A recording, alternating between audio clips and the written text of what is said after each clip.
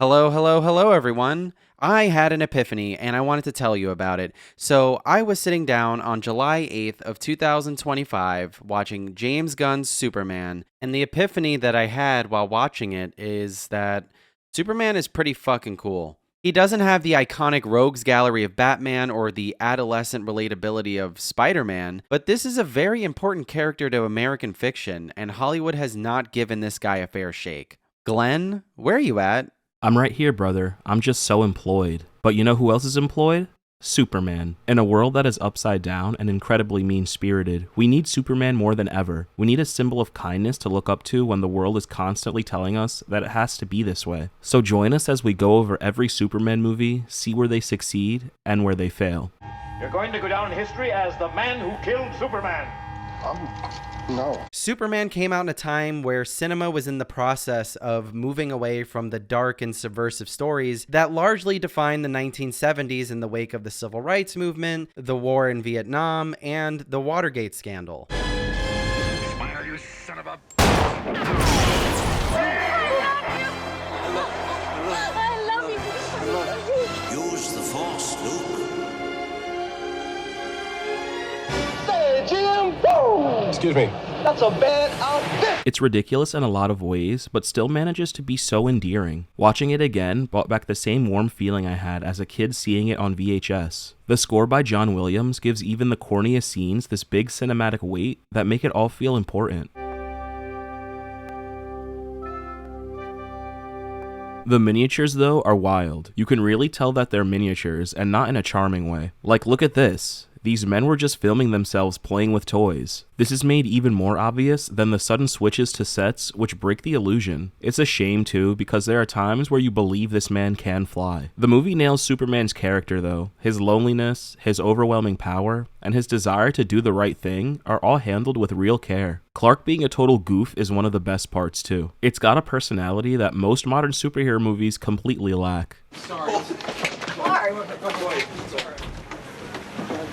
Not just superhero movies, but I think that applies to most Hollywood movies. Protagonists are rarely, if ever, silly. There is a stoicism to Superman here, but the silliness of Clark is the balance that makes you love him more. Everything before Lex Luthor's plan is in motion is actually pretty incredible. The Norman Rockwell exteriors in Kansas, the insanely impressive visual effects that lean on in-camera trickery and strategic lighting and shadows, and then there's Lois Lane's interview with Superman, which is just a sequence that is so romantic and beautiful. The spoken word narration is, oh my god, I love it.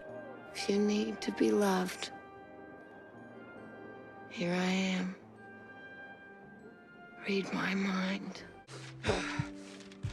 It was initially supposed to be an original song sung by Margot Kidder, but that didn't happen, and I'm so glad that it turned out this way. I personally love momentary point of view shifts in movies, where you get to step away from the protagonist for a second and see how the other characters see them. It is a technique that is purely of cinema, and articulating its effectiveness would only diminish how fundamentally great this sequence is. Then there's Lex Luthor, who has the dumbest plan ever.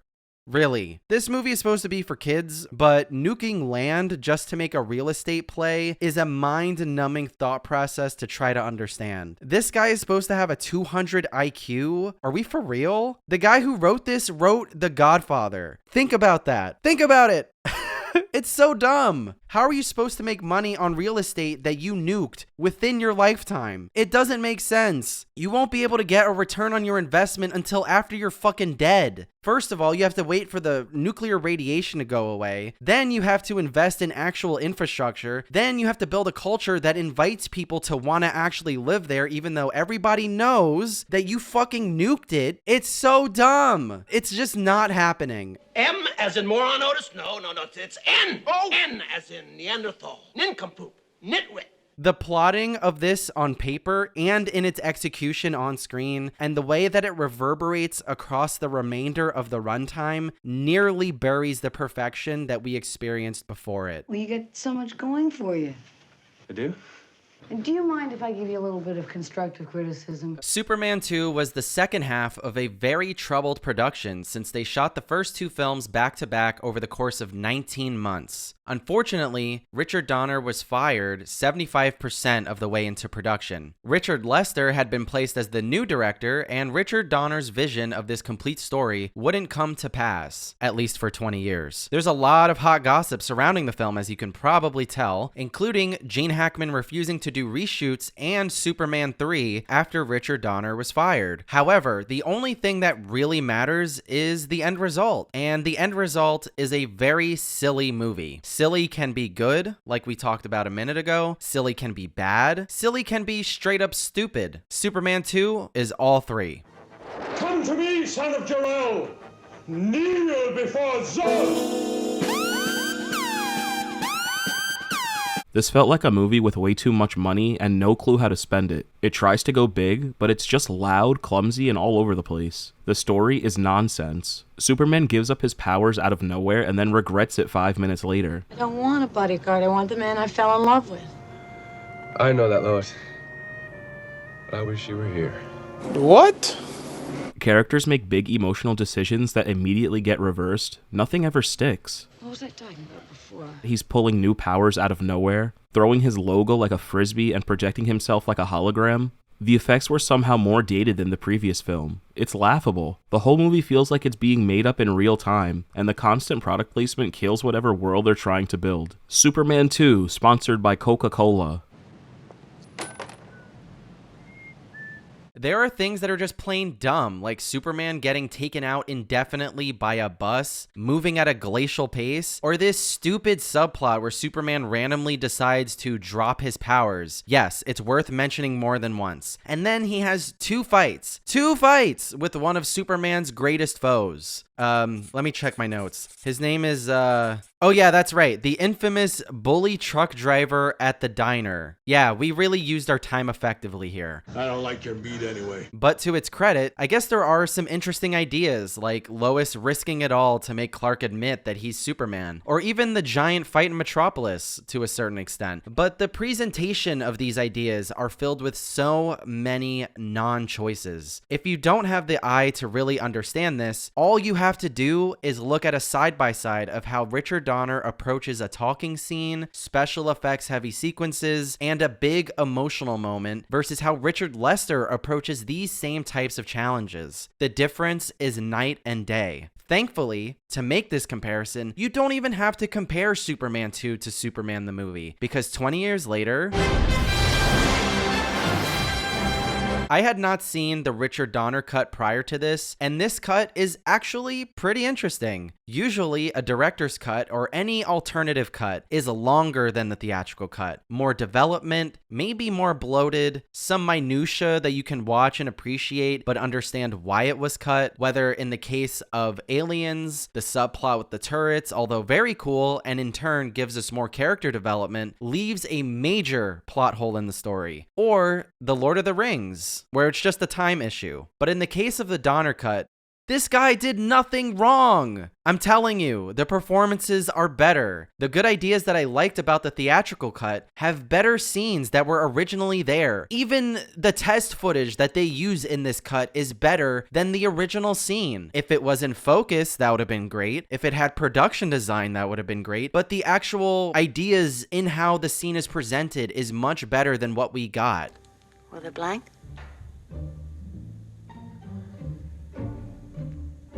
Gotcha.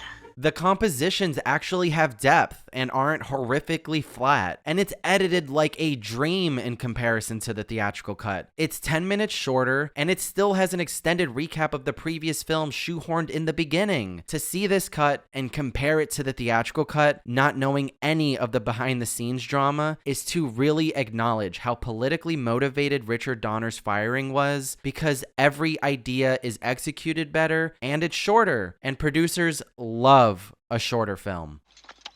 Boy, this pate is really unusual. Superman 3, from my perspective, before I watched it, was presented as the film that was like, not the worst, but definitely not as good as the other two. The Batman Forever of the quadrilogy, if you will. Well, the general consensus on this quadrilogy is also wrong, because this film is horrible. It genuinely broke my spirit.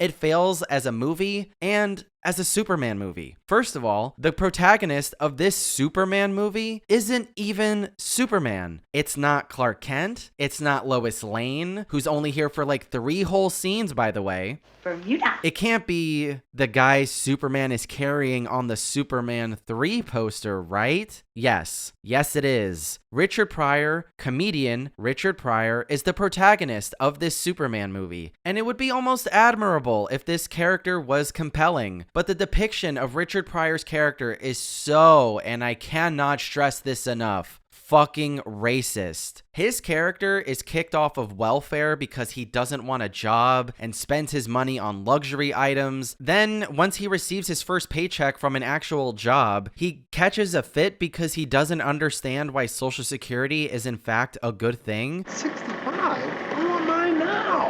I can enjoy while I'm young. Get out there and get down. Boogie. So then he decides to steal a bunch of money from his job, and the only reason why he's caught is because his boss catches him riding in a red sports car to work, and his boss is some rich guy who's not Lex Luthor, but he hates Superman for like kind of the same reasons. But I will say that his plan is actually quite realistic at first. It sounds like something that people in his position actually do in real life to this day. That is one miserable, pissant little country has the gall to think that it can dictate the economy of an open market. Destroy the entire Colombian coffee crop right down to the last beet. It beats nuking the San Andreas Fault to make money in real estate, okay? Okay, I just wipe it off. That's all. It's a little towel. Okay, let's divert our attention from the protagonist of Superman 3 and actually focus on Superman. Superman in this movie is presented as if the writer or director had never heard of this character or even watched the first film, which is crazy because Richard Lester took over Superman 2. He was a friend of Richard Donner, like he knew him, he was there on set. You'd think that after that experience, he would have improved any aspect of the shortcomings of the theatrical cut, but that kind of consideration is non-existent here. Superman's powers are inconsistent and used very conveniently to manipulate the audience. He's oblivious to the world around him. He suddenly cannot hear gunshots during a bank robbery. He can only see people drowning if they're right in front of him. But if someone's about to get run over by a tractor in a wheat field, he can see and hear that just fine. We spend a significant amount of time dicking around in Smallville with characters we don't care about, and all of the effects from Superman flying to the opening credits are mind-numbing. Does any of this seem emotionally or visually stimulating to you? I've been showing it to you for the last couple of minutes. I'm sure your eyes are bored. Then Richard Pryor and not Lex Luthor recreate Kryptonite with all of the elements required to do so, but they're missing one element and they can't figure out what it is. So this racist ass movie has Richard Pryor suggest that they fill in the blanks with tar. Yeah. So this Kryptonite is not just effective in proximity to Superman, it's viral. Champagne? A few moments later. A few moments later. Superman becomes an absolute horn dog, quickly turning his dynamic with Lana Lang from flirting to harassment. You know, it's unusual finding a good-looking girl like you alone like this. He grows a 5 o'clock shadow. He yells at people on the street who are just looking at him. He doesn't save anyone. He pollutes the water. He drinks copious amounts of beer. And all of this is undone when he has a fight scene with Clark Kent, aka himself, in a junkyard, and basically chokes himself out David Carradine style. And apparently people really like this scene, but I just don't. I don't like it. I can't separate whatever this is trying to be from the rest of it.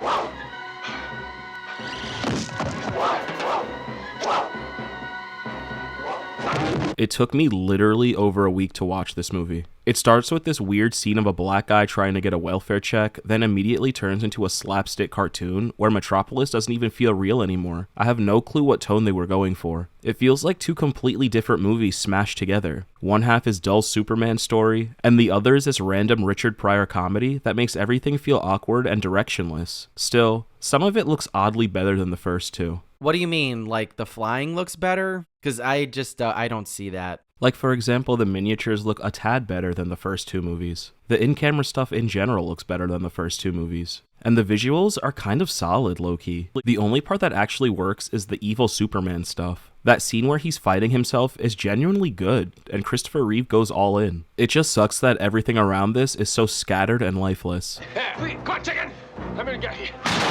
Get my nerves, fella. Is that because it's so absurd and the rest of it is so boring? Because to me, a lot of this film in general just feels oddly Spider-Man 3 coded. I don't know why. I kind of see how you feel it's Spider-Man 3 coded. They both basically have to fight an evil version of themselves or whatever the hell is going on. But yeah, the rest is just super boring. It definitely felt like a throwaway movie, if that makes sense. Вам здесь будет безопаснее, товарищ. До свидания.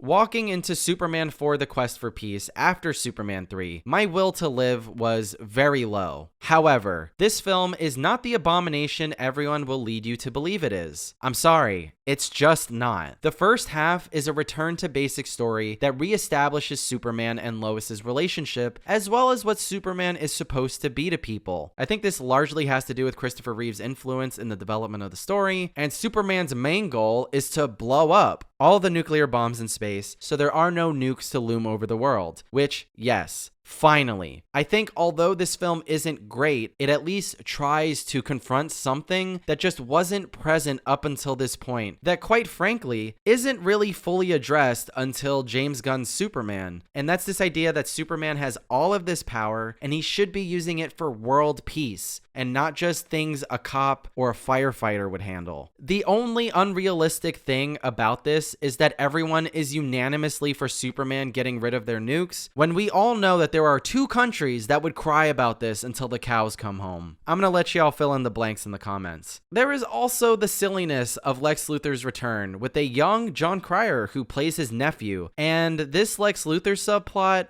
just like Superman the movie, I didn't care for it. So at least it's consistent. The Daily Planet is bought by this guy named Warfield, in case you didn't get it, and we're subjected to a love triangle that would have worked better if it was Lana Lang from Superman 3 instead of Warfield's daughter. But we do get Warfield's daughter, and we also have to endure a performance. I think this is a performance. Daddy? Yes, darling. Stuff it. Superman reveals himself as Clark again to Lois after wiping her memory in Superman 2. And I think maybe this would have been fine. You know, Clark really didn't have agency to reveal himself the first time, and maybe his ego was hurt or whatever. But after he tells her again in this movie, he proceeds to wipe her memory a second time 5 minutes later. I don't understand what the point was. You're the only one I can talk to, Lois.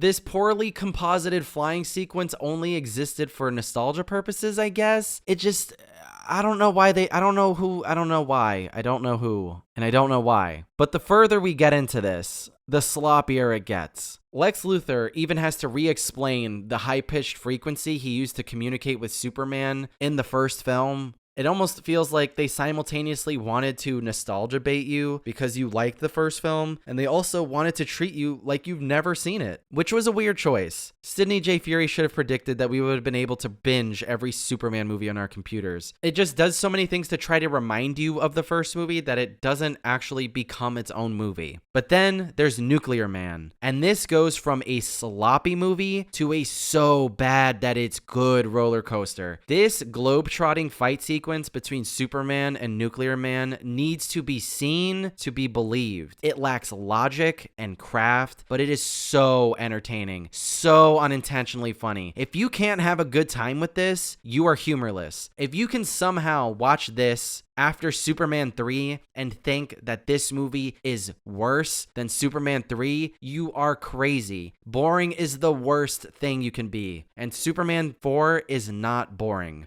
I think he just needs help. Well, you know, wherever he is, Lois, I'm sure he'll manage. This wasn't as awful as I remembered, but it's still pretty bad. I laughed so hard when they kept reusing the same flying shots like 5 times. It all feels cheap and rushed. Nuclear Man is basically a cat with long nails, just scratching Superman nonstop. I couldn't stop thinking about that Family Guy bit where the family gets superpowers and Meg scratches people and that's her ability. By the end, I was completely over it. The sets look fake, the story goes nowhere, and the memory wipe kiss is somehow still a thing. I'm just glad I don't have to sit through another one of these. This film only had a $17 million budget, but if they had some more cash, and if this was made after 1993, this probably would have been passable. It's not great by any means, but if you watch Superman 3 and then watch this, I think you'll prefer this any day of the week.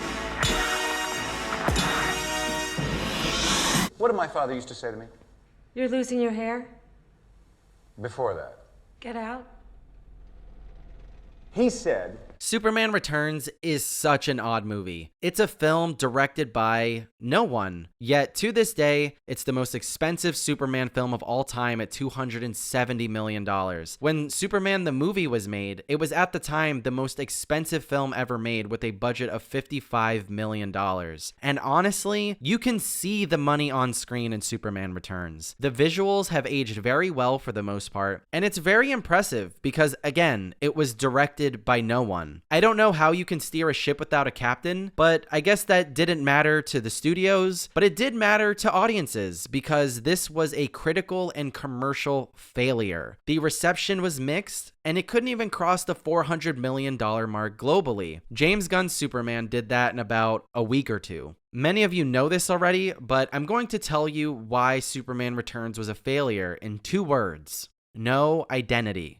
Well, I certainly hope this little incident hasn't put you off flying, miss.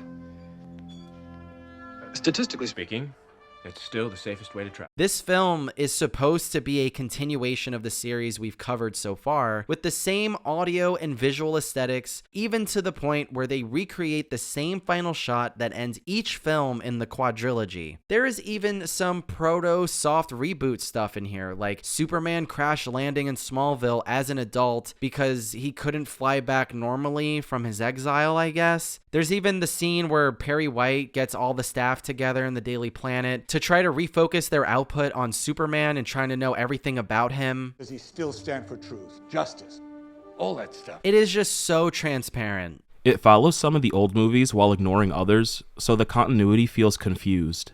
The pacing is slow, like it's afraid to commit to anything bold, and most of it feels emotionally flat. It doesn't help that the movie looks lifeless. The colors are dull, the lighting is too soft, and Metropolis just feels like a generic city. The airplane rescue is one of the only parts that really works, but nothing else ever hits that level. Brandon Routh looks the part, but he's stuck playing Superman as distant and heavy. His Clark Kent barely shows up and has no personality when he does. Lex Luthor's plan is ridiculous and never lands. The Kryptonite Island idea is dumb, and the scene where he stabs Superman should be this super big emotional moment, but it's so boring. The subplot with Lois's kid goes nowhere. That could have been cool, but it isn't explored, like at all. It insists upon itself.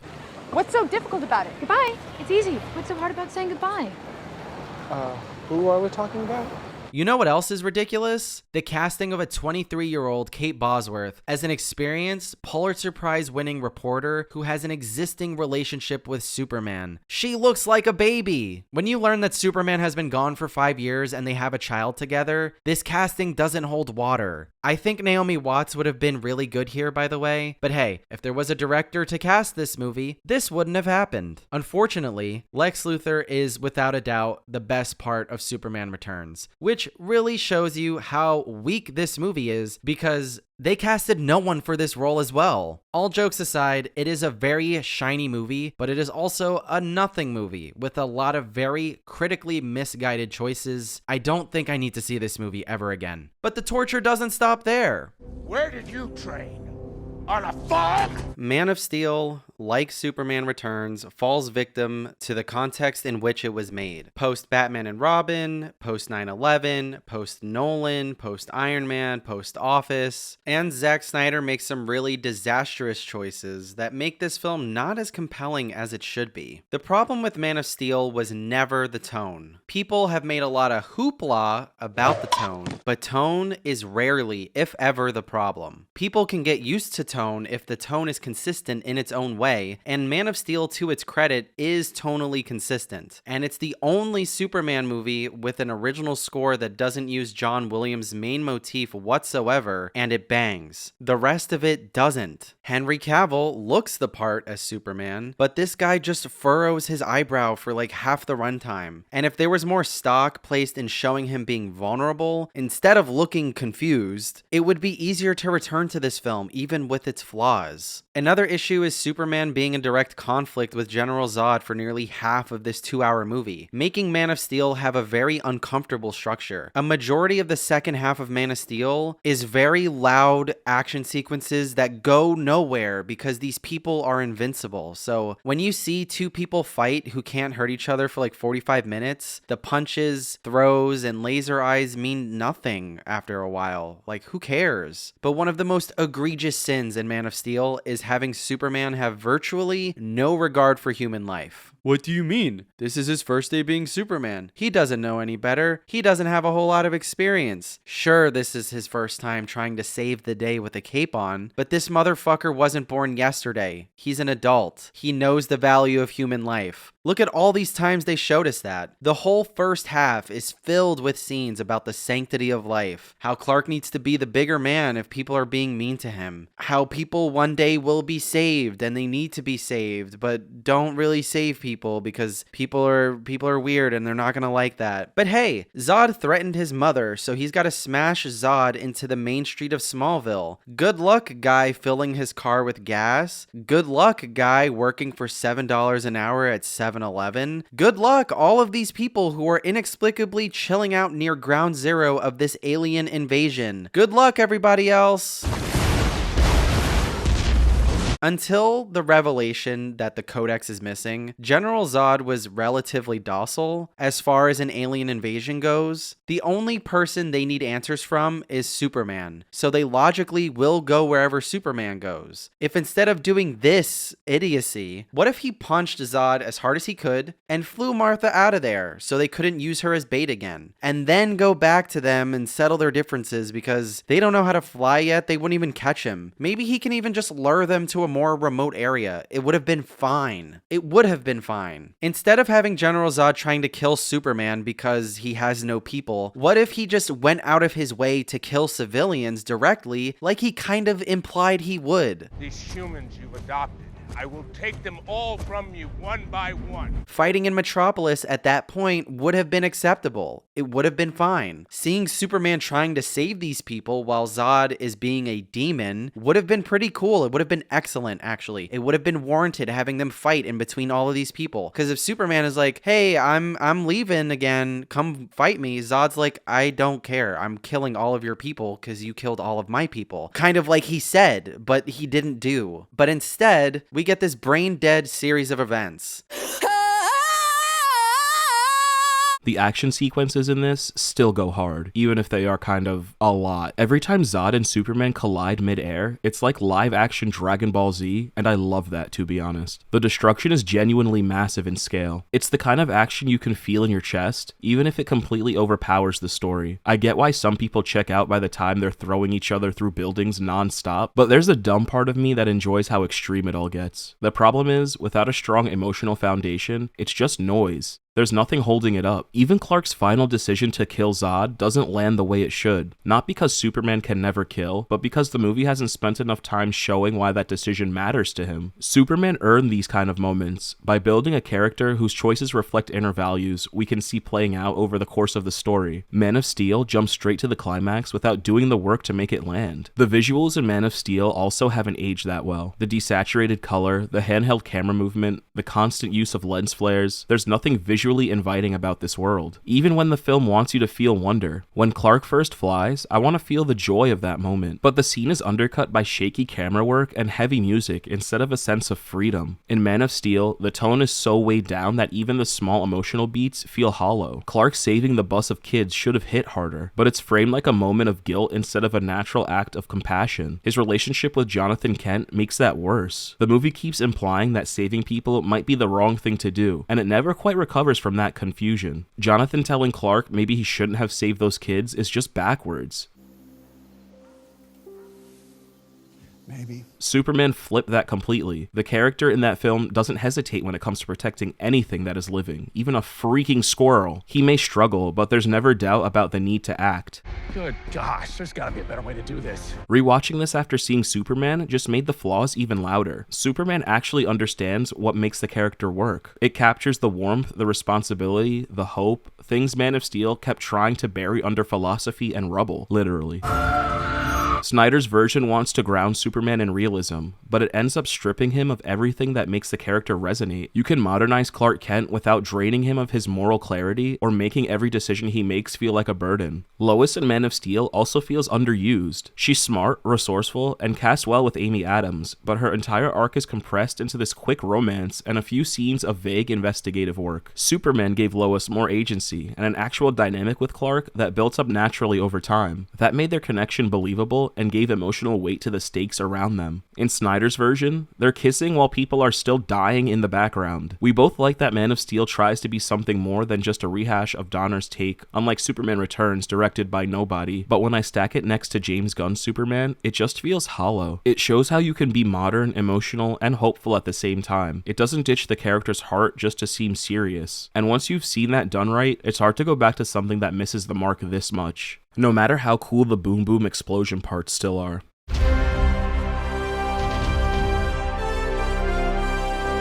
This is one of those movies that makes me go back and forth every time I think about it. There's clearly a heart at the center of it, and you can feel James Gunn's sincerity in the way Superman is written. I actually really appreciate how the movie leans into the idea of doing good, not because it's cool and convenient, but because it's right. The cast helps sell that too. David Cornsweet brings an honesty to Clark that works really well, and Rachel Brosnahan absolutely nails Lois. Their scenes together felt human. You believe that this is a Superman who cares, and a Lois who can challenge and support him in equal measure. In contrast, Lex was genuinely scary. The kind of villain who makes your skin crawl. His plan felt gross in a way that actually made sense. Like, yeah, this is absolutely something a real-world billionaire would try, and they are, minus the pocket universe. But for all that good intention, it's buried under so much noise. The pacing never lets anything breathe. The first two acts are just non-stop exposition. The message was damaged in transit from Krypton to Earth. It's like he knows Superman's every move before he makes it. He does. With a healthy dose of yellow sun, we'll have him up and at him in no time. He's developed over 2,500 fight moves for any situation. A former special operative whose blood I infused with microscopic machines called nanites, which she can form into it. I know, Lex.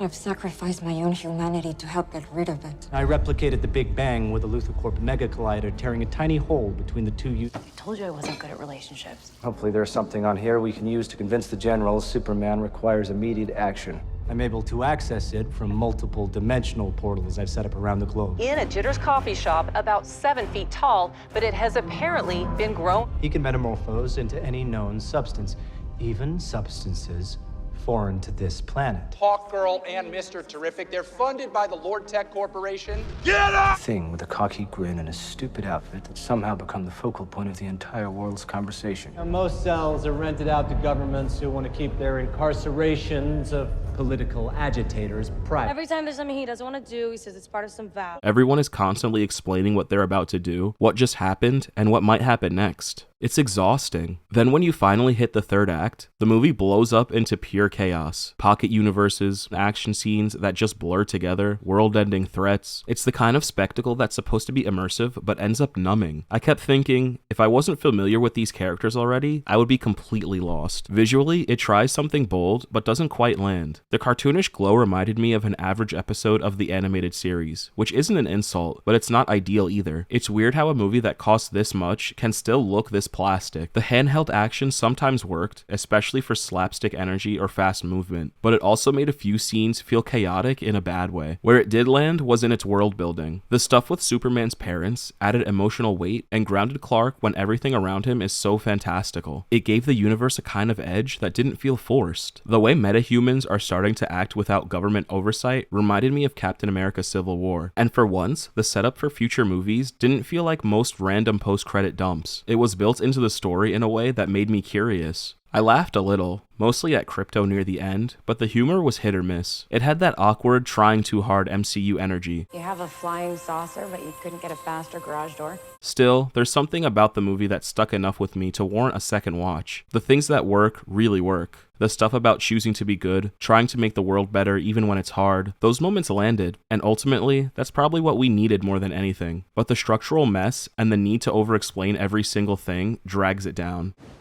You think this is going well? Do I think this is going well? I think I'm doing a good job. Superman is entering the cultural landscape in 2025 in the same way that Superman the movie did in 1978, where so much of Hollywood's output is either stoic or super serious, or in the case of like right now, it is very specifically ironic and self-aware, but lacking in vulnerability, so these attempts ultimately feel very cynical, and we live in very cynical times in a post-truth world where we are watching horrific things on our phones every day, and the world just feels like hopeless. But Superman is fully earnest. The goodness of this character and the way he's portrayed is genuinely infectious. It's a dog. Yeah, and he's not even a very good one, but he's out there alone, and he's probably scared. I've never seen so many people come out of a movie saying, "This made me want to be a better person," which may sound silly, but it's true. When a comic book film, or any film for that matter, works, it should make you want to be a better person. Art is supposed to be a vehicle of self-reflection, no matter how that self-reflection takes shape. Superman's attention to detail in the moment is a call to action to make you feel like you too could have the bandwidth to be a little more patient, a little more kind. You see this character get told by everyone, including his own girlfriend, that kindness and using your privilege for good has its limits, and he unwaveringly tells everyone else, no, there is no limit. Maybe that's the real punk rock. Sure, I have my beef with this movie just like anybody else. Some of the flying is a little clunky, like I think the camera could have taken a step back, maybe two steps back. Just so you can keep the lens size, but just have us feel the velocity of his flight even more. I never like when the camera is too close on these actors, when they're in places where the camera would never physically be. It's just weird, and I don't like it. It's weird when James Gunn does it. It's weird when Zack Snyder does it. I just don't like it, okay? It's personal preference. I wish the film was a little longer. It would have been cool to see Superman save Jarhanpur the first time, as it would have been nice to have some breathing room throughout the runtime to let certain moments sit a little more, which is a problem I have with most of James Gunn's movies anyway, so I kind of expected that, but I hoped that he would have grown a little bit more. I guess not.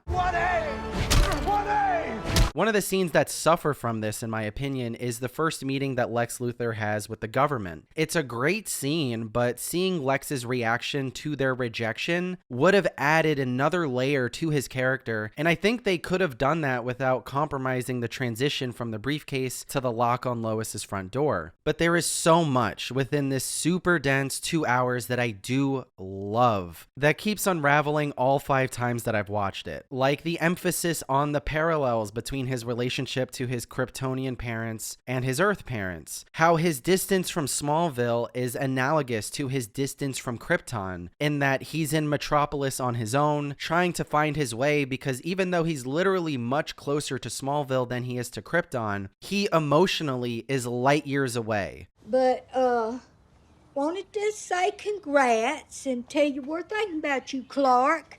It's been a minute. Tell him don't be a stranger. Not just the parallels, but the contrast, too. There is actual contrast between the House of L and the Kent farm. In these Superman movies up until this point, it feels like it genuinely did not matter who raised Kal-El. He was just always going to be this way. Whether it's by genetics or it's just by the characters having the same characteristics, there is barely any contrast to these characters. But this film says no, it it does matter. We need contrast. The contrast needs to be there because what is the point of writing this character having two different families on two different planets if there is nothing significantly different between them? James Gunn being the guy who's known for making exclusively chosen family movies, it seemed pretty obvious that this was the route James Gunn was going to take, but I love the emphasis on this because this contrast comes up in so many ways, even what would normally be the turn your brain off action scene, because he's literally fighting the dark side of himself. And the dark side of himself is rudderless, lacking in agency, and stupid. He's dumb. He might be even stupider than you. I also think I love this because it illustrates what is so special about the character of Superman that another film did just a little bit better than this one. The spirit, very cool. Voice life, oh, here. This guy is Superman. The Iron Giant is a Superman movie. It is the Superman movie, in my opinion. Beyond the fact that it's loosely the origin story of Superman, the characterization, the themes, the obstacles, the wonder, and the emotional weight is quintessential Superman. You could never read All-Star Superman, For All Seasons, Birthright, or even Action Comics #1. All you have to do is watch this movie and you know who Superman is because of the impact you see on the people who interact with this character. The Iron Giant is told by Hogarth that he can't be seen because the world is not ready for him yet, that people are going to wig out, but he selflessly puts his neck out there to save people, and that sacrifice ends up bringing people together and strengthening the community. His impact quite literally casts a giant light on people throughout this movie. Superman is the character that makes you self-reflect and decide, even in the face of consequence, that you can choose to be a better person. Even if your programming or your upbringing or your environment told you that you were supposed to be someone else, you can just be Superman. What do you know about these biological parents of yours? Just that they sent me here to serve humanity and to help the world to be a better place. They said that. They did. They sent a message along with me. That message is why I do what I do. I cherish it more than anything. And I believed I knew how it ended. I'd say what you wanted that message to mean says a whole lot more about you than what anyone meant for it to mean. Oh, you don't understand. I'm not who I thought I was. Your choices, Clark. Your actions. That's what makes you who you are. They don't decide who you are, you do. You are who you choose to be. So when I watched Superman for the second, third, fourth, and fifth time, I couldn't help but think about the Iron Giant, because Superman doesn't exactly save the day in his own movie. He is the light so other people can save the day. It's Molly who simply helps Superman out of the rubble when he's being humiliated. Or Metamorpho who thought he couldn't create a sun but creates something like a sun and saves his son. I'm spitting bars here.